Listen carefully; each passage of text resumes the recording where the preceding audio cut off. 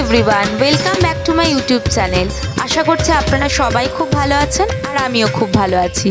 বহুদিন পর ফিরে এলাম আপনাদের জন্য নতুন একটি ব্লগ নিয়ে। শারীরিক অসুস্থতার কারণে ব্লগ করে ওঠা হয়নি। আজ চলে এসেছি একটি ভিন্ন স্বাদের ব্লগ নিয়ে। হ্যাঁ, ক্যাপশন দেখে নিশ্চয়ই বুঝে গেছেন। আজকের ব্লগটি কলকাতা থেকে মাত্র 20 কিলোমিটার দূরে ব্যারাকপুরের মা অন্নপূর্ণা মন্দির। নামে অন্নপূর্ণা হিসেবে পরিচিত হলেও এই মন্দিরের আদল হুবহু দক্ষিণেশ্বরের মা ভবতারিণী মন্দিরের মতন। এই কারণে একে অনেকে দ্বিতীয় দক্ষিণেশ্বরও বলে থাকেন। আমাদের আজকের গন্তব্য এই মা অন্নপূর্ণা মন্দির। আমরা নিজেদের গাড়িতে চলে গেছিলাম এই অন্নপূর্ণা মন্দিরে। সেখানে আমাদের সময় লেগেছিল 1 ঘন্টা 15 মিনিট গাড়িতে।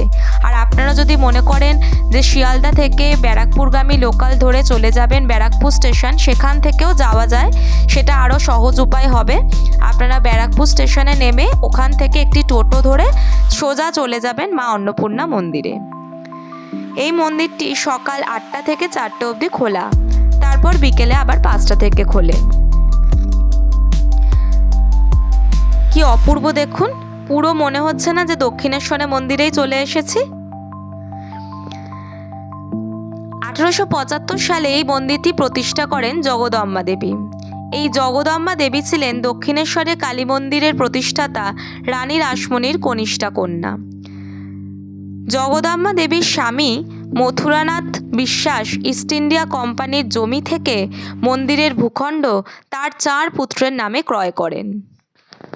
তার মৃত্যুর পর তার স্ত্রী জগদম্বা দেবী রামকৃষ্ণ পরমহংসদেবের ইচ্ছায় এই মন্দিরটি প্রতিষ্ঠা করেছিলেন। চলুন এই মন্দিরটি এবার একটু ঘুরে দেখি।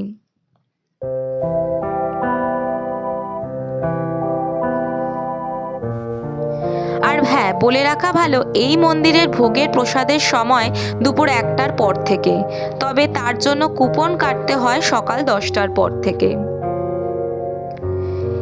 এই মন্দিরে মা ভবতারিণী মা অন্নপূর্ণা রূপে পূজিত হন। তবে এখানে বলে রাখা ভালো, মন্দিরের ভোগের প্রসাদ কিন্তু আমিষ, কারণ এখানে মা অন্নদাত্রী। তার ডান হাতে রয়েছে অন্নদানের হাতা আর অন্য বাম হাতে রয়েছে অন্নপাত্র। মন্দিরের সামনে সুবিশাল বিশ্বস্ত নাট মন্দির।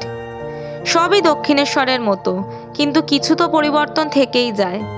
যেমন দক্ষিণেশ্বরে গেলে আপনারা দেখতে পারবেন যে দক্ষিণেশ্বরের মা ভবতারিণী মন্দিরের ঠিক অপোজিটে 12খানা শিব মন্দির রয়েছে, কিন্তু সেক্ষেত্রে এখানে রয়েছে মাত্র 6টি শিব মন্দির। এই পার্থক্যটুকুই এখানে রয়েছে বলতে পারেন। এই মন্দিরের পাশে রয়েছে একটি ধ্যানঘর এবং একটি অশ্বত্থ গাছ, যেখানে বসে শ্রী রামকৃষ্ণ পরমহংসদেব ধ্যান করতেন। তো চলুন ওই চত্বরটি ঘুরে যাই। এই যে দেখতে পাচ্ছেন, এখানে টোটাল 6টা শিবের মন্দির আছে। আমরা প্রত্যেকটা মন্দিরই দর্শন করলাম। এবার আমরা যাচ্ছি ঘাটে। এই মন্দিরের ঠিক পিছনের দিকেই রয়েছে ঘাট।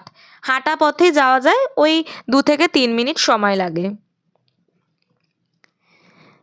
এই যে আমরা এসে গেছি ঘাটের সামনে। চলুন এবার ভিতরে যাওয়া যাক।